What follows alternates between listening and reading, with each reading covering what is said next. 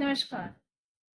यदि आपकी कुंडली में लग्न खाली है और उस पे किसी पापी ग्रह की दृष्टि पड़ रही है, या फिर लग्न में पापी ग्रह विराजमान है और उस पे किसी शुभ ग्रह की दृष्टि नहीं पड़ रही, या कोई शुभ ग्रह आपके लग्न में नहीं बैठा और खाली लगन पे पापी ग्रह की दृष्टि पड़ रही है, तो ऐसे व्यक्ति की कुंडली में अक्सर देखा गया है कि वह बहुत ही स्ट्रगल्स के साथ जीवन व्यतीत करता है, बहुत ही मानसिक पीड़ा से निकलता है। और इस समय में यदि शनि के साढ़े साती या अढ़ैया आ जाए या फिर कोई ऐसी महादशा आ जाए जो कुंडली के हिसाब से आपको सूट नहीं करती है, तो ऐसे व्यक्ति के जीवन में कठिनाइयां और बढ़ जाती हैं, परेशानियां और बढ़ जाती हैं।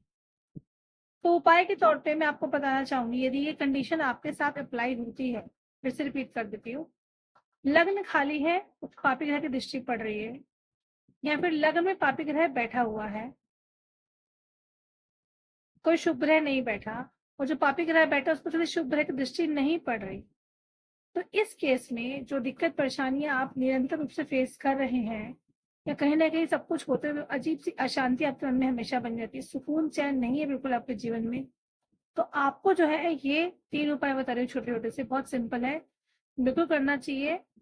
इसको करेंगे, एकदम जादू नहीं होता, लेकिन धीरे-धीरे आप देखेंगे आपके जीवन में परिवर्तन पॉजिटिव तरीके से आने लग गया है। सबसे पहले आपको संडे के दिन अर्थात रविवार के दिन नमक का त्याग कर देना है सदा के लिए। ये बहुत इंपॉर्टेंट होगा आपके लिए यदि आप ऐसा करते हैं तो। दूसरी बात, कम से कम 11 या 21 गुरुवार का व्रत कीजिएगा और निरंतर रूप से 11 या 21 बार गुरुवार का व्रत कीजिएगा और निरंतर रूप से आप जो है राम रक्षा स्तोत्र का पाठ करें।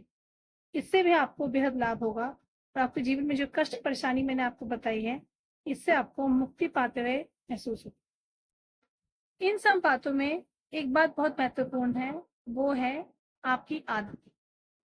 यदि आपकी आदतें सही नहीं है, आपका आचरण सही नहीं है, तो फिर आप खुद जिम्मेदार हैं आपके साथ जो घटित हो रहा है उन चीजों के लिए, क्योंकि पहले से आपकी कुंडली में ये योग बना हुआ है, ऊपर से आपकी आदतें आचरण बिल्कुल भी ठीक नहीं है। सबसे पहले तो आपको डिसिप्लिन में आने की बेहद आवश्यकता है। उसके बाद जो आपको बातें बताई जा रही हैं, इसका आप ध्यान रखते हैं, इन्हें इम्प्लीमेंट करते हैं, तो डेफिनेटली अपने जीवन को सुखद होते हुए भविष्य में आप देख पाएंगे। नमस्कार।